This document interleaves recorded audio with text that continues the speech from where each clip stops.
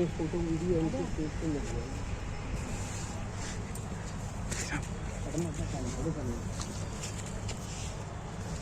ये ध्यान है,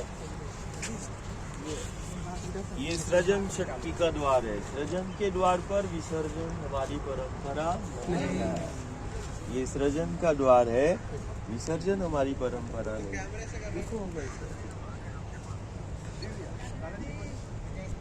सृजन के द्वार पर विसर्जन हमारी परंपरा नहीं है। सृजन शक्ति का द्वार इस पथ की जितनी स्वच्छता, शुद्धता, पवित्रता होगी, उतना समाज हमारा स्वस्थ होगा और उतने हमारे ये बच्चे, कारण ये वही पथ है जहाँ गुरु गोविंद ने लीला किया। ये वही यमुना का पथ है जिस पथ पर बैठने या जिस पथ पर चलने से जीवन को दिशा मिलती है। ये वही पथ है, ये वही पथ है जिस पथ पर गोविंद चले। ये वही पथ है और कितना सुबह टाइम का कितना सुंदर है कि हमारे बच्चे भी उसी पथ के पथिक बने। तो जो यमुना के गंगा के पथ का पथिक बना है वो सिर्फ गोविंद ही नहीं, यदि हमारे बच्चे भी इस पथ के पथिक बन जाएं तो ये वही पथ है जो जीवन को दिशा देता है। ये वही पथ है जो दशा में सुधार करता है। ये वही पथ है जो हमारे बच्चों को आत्मनिर्भर करता है। बोलो यमुना मैया की जय। जो पथ जीवन को दिशा देता है, जो पथ दशा में सुधार करता है, जिस पथ से हमारा गांव नगर आत्मनिर्भर है, हमारा भी धर्म बनता है कि उस पथ को सबसे बेहतर, जितना मैया का द्वार बेहतर होगा उतना हमारा घर संसार बेहतर होगा। जितना मैया के द्वार की स्वच्छता और पवित्रता को बनाए रखेंगे, हमारे घरों में संक्रमण नहीं हो सकता है। संक्रमण का शिकार हमारा गांव और घर तभी होगा जब माँ के द्वार जो है यहाँ ये प्रदूषित और ये गंदगी होगी, तब संक्रमण हमारे घर द्वार पर।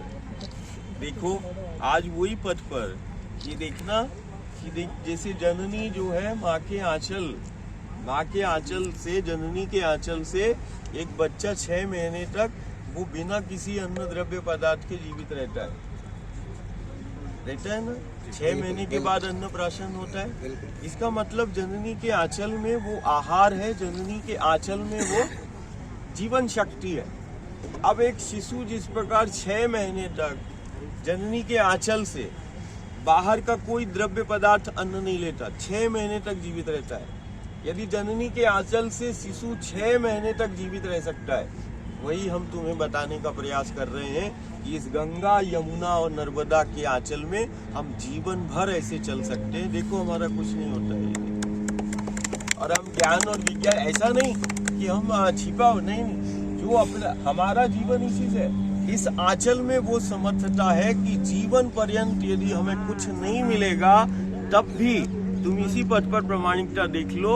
आज ज्ञान और विज्ञान भी उस पर नतमस्तक है कि इस पथ, जिस पथ पर हम खड़े हुए हैं, इस यमुना मैया के आंचल में, गंगा के आंचल में, नर्मदा के आंचल में असाधारण शक्ति है कि हमें कुछ भी प्राप्त ना हो। और यदि हमारा माँ का आंचल स्वच्छ है और माँ का आंचल यदि हमारे पास में है और माँ की निकटता है तो हम जीवन को जी सकते हैं। इसकी प्रामाणिकता देख लो।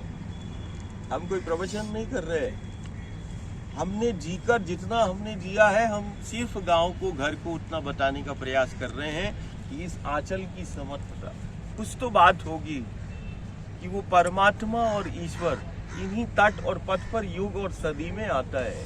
गुरु गोविंद इसी पथ का पथिक बनता है। कोई बात तो होगी गंगा में, कोई बात तो होगी यमुना जी में, कोई बात तो होगी गोदावरी कावेरी में।